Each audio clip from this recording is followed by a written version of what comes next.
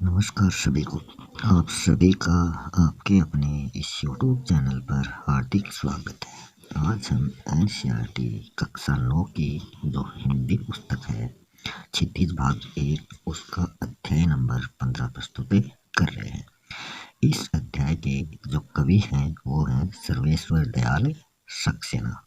तो पहले हम इनका जीवन परिचय पढ़ते हैं। सर्वेश्वर दयाल सक्सेना का जन्म उत्तर प्रदेश के बस्ती जिले में सन 1927 ईस्वी को हुआ था। उन्होंने इलाहाबाद विश्वविद्यालय से उच्च शिक्षा ग्रहण की।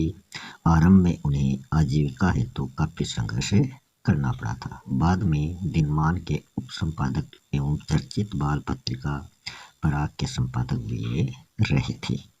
सन 1983 ईस्वी में इनका आकस्मिक निधन हो गया था। काठ की घंटियां, बांस का पुल, एक सुनी नाव, गर्म हवाएं, कुआनो नदी, जंगल का दर्द, खूंटियों पर टंगे लोग इनके प्रमुख कविता संग्रह हैं।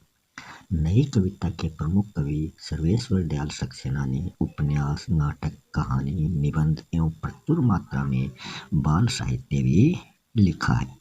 दिनमान में प्रकाशित चर्चे और चरखे स्तंभ के लिए सर्वेश्वर बहुत चर्चित रहे। उन्हें साहित्य अकादमी पुरस्कार भी प्रदान किया जा चुका है। सर्वेश्वर के काव्य में ग्रामीण संवेदना के साथ शहरी मध्यवर्गीय जीवन बोध भी व्यक्त हुआ है। यह बोध उनके कथ्य में ही नहीं भाषा में भी दिखाई देता है। सर्वेश्वर दयाल सक्सेना की भाषा सहज एवं लोक की महक लिए हुए दिखाई गई है। संकलित कविता में कवि ने मेघों के आने की तुलना सजकर आए प्रवासी अतिथि अर्थात दामाद से की है। ग्रामीण संस्कृति में दामाद के आने पर उल्लास का जो वातावरण बनता है, मेघों के आने का सजीव वर्णन करते हुए कवि ने उसी उल्लास को यहाँ दिखाया है। कठिन शब्दों के अर्थ देख लेते हैं। आगे आगे नाचती मतलब आगे आगे नाचती गाती बयार चली। इसका अर्थ है वर्षा के आगमन की खुशी में हवा बहने लगी। अर्थात दूसरा अर्थ है शहरी मेहमान के आगमन की खबर सारे गांव में तेजी से फैल गई। बाकी चितवन मतलब बागपन लिए हुए दृष्टि या तिरछी नजर। जुहार करना मतलब आदर के साथ झुककर नमस्कार करना। क्षितिज अटारे पर गहराई मतलब अटारे पर पहुंचे अतिथि की भांति क्षितिज पर बादल छा गए हैं। दामिनी दमकी मतलब बिजली चमकी। तन मन आभा से चमक उठा। क्षमा करो गांठ खुल गई अब। इसका अर्थ है बादल नहीं बरसेगा का भ्रम टूट गया है। प्रियतम अपनी प्रिया से अब मिलने नहीं आएगा, ये भ्रम टूट गया है। बांध टूटा झरझर मिलन के अश्रु ढरे मतलब मेघ झरझर बरसने लगे। प्रिया प्रियतम के मिलन से खुशी के आंसू छलक उठे। कविता है मेघ। अब हम इसके भावार्थ को समझेंगे। मेघ आए बड़े बंठन के संवर के, आगे आगे नाचती गाती बयार चली। दरवाजे खिड़कियां खुलने लगी गली गली। पाहुन ज्यों आए हो गांव में शहर के, मेघ आए बड़े बंठन के संवर के। तो इन पंक्तियों के माध्यम से कवि सर्वेश्वर दयाल सक्सेना ने वर्षा ऋतु आने पर गांव में दिखाई देने वाले उत्साह का चित्रण किया है। कवि ने यहाँ बादल का जो मानवीकरण करके उसे एक दामाद के रूप में इस काव्यांश में दिखाया गया है कि जिस प्रकार कोई दामाद बड़ा ही सज धज कर तैयार होकर एवं बन ठन कर अपने ससुराल आता है, ठीक उसी प्रकार मेघ भी बड़े बन ठन कर और सुंदर वेशभूषा धारण करके आए हैं। जैसे किसी मेहमान के आने का संदेश गांव के बच्चे एवं उनकी सालियां आगे आगे दौड़कर पूरे गांव में फैला देते हैं, ठीक उसी तरह हवा उनके आगे नाचती गाती हुई गांव को यह सूचना देने लगी है कि गांव में मेघ यानी बादल रूपी मेहमान आ गए हैं। यह सूचना पाकर गांव के सभी लोग अपने खिड़की दरवाजे खोलकर उसे देखने एवं उसे निहारने के लिए घरों से बड़ी बेताबी से झांक रहे हैं कि जिस प्रकार कोई नया मेहमान आता है तो गांव वाले अपने घरों से उसको देखते हैं। इसका अर्थ है कि हर वर्ष हम वर्षा ऋतु का बहुत ही बेसब्री से इंतजार करते हैं। इसके आने पर सारा आकाश बादलों से ढक जाता है और सीधी सीधी हवाएं चल और सौंधी सौंधी हवाएं चलने लगती हैं और सभी लोग घर से निकलकर वर्षा ऋतु का आनंद लेने लगते हैं।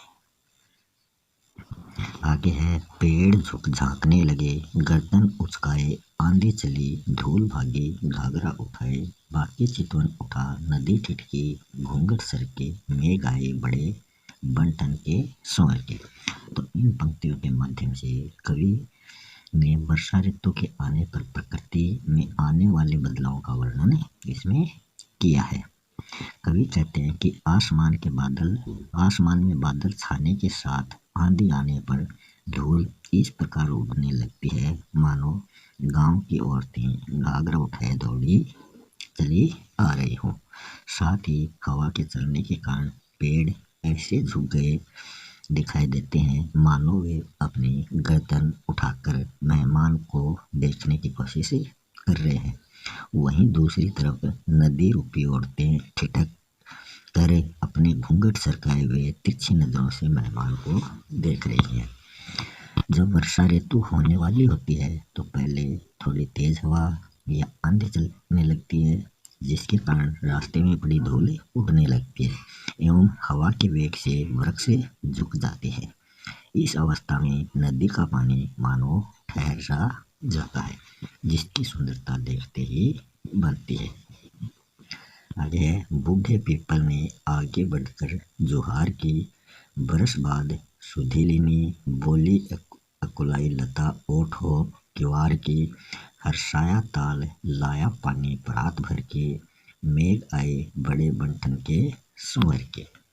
कि इन पंक्तियों में कवि ने वर्षा ऋतु के आगमन एवं घर के दामाद के आगमन का बड़ा ही मनोहारी चित्रण किया है।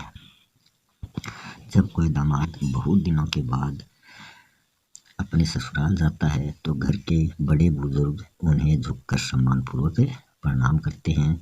इस दौरान उसकी जीवन संगिनी या उसकी पत्नी हठपूर्वक गुस्सा होकर दरवाजे के पीछे छुपकर उसे कहती है कि आपने इतने दिनों से मेरे बारे में कोई शुद्ध या खोज खबर क्यों नहीं ली? क्या इतने दिनों के बाद आपको मेरी याद आई है? साथ ही जब हमारे घर में कोई अतिथि आता है तो हम उसके पांव धुलाते हैं। इसलिए कवि ने यहाँ पानी परात भर के शब्द का प्रयोग काम में लिया है। इसका अर्थ है कि वर्षों बाद घर आने पर बड़े बुजुर्ग जिस तरह अपने दामाद का स्वागत करते हैं ठीक उसी प्रकार पीपल का वृक्ष भी झुककर वर्षा ऋतु का स्वागत कर रहा है। जल की बूंदों के लिए व्याकुल लताएं गुस्से में दरवाजे के पीछे छिपकर मेघ से शिकायत कर रही हैं कि वो कब से प्यासी मेघ का इंतजार कर रही हैं और उन्हें अब आने का समय मिला है। बादलों के आने की खुशी में तालाब उमड़ आया है और उसके पास जितना भी पानी है वो अपने थके हुए मेघ के चरणों को धोना चाहता है। आगे है क्षितिज अटारी गहराई दामिनी दम की, क्षमा करो गांठ खुल गई अब भरम की, बांध टूटा झरझर मिलन के अश्रु ढके, मेघ आए बड़े बन ठन के स्वर के। इन पंक्तियों के माध्यम से कवि कहना चाहते हैं कि अभी तक प्रेमिका को अपने प्रियतम के आने की खबर भ्रम लग रही थी, झूठी लग रही थी, लेकिन जब वो आकर घर की छत पर चले जाते हैं तो मानो प्रेमिका के अंदर बिजली सी दौड़ उठती है। उन्हें देखकर प्रेमिका का भ्रम दूर होता है और वह मन ही मन प्रेमिक से क्षमा याचना करने लगती है। फिर आपसी मिलन की अपार खुशी के चलते दोनों प्रेमियों की आंखों से प्रेम के आंसू बहने लगते हैं। इसका अर्थ है कि पूरा आसमान जो है वो बादलों से ढक चुका है और बिजली चमकने लगी है।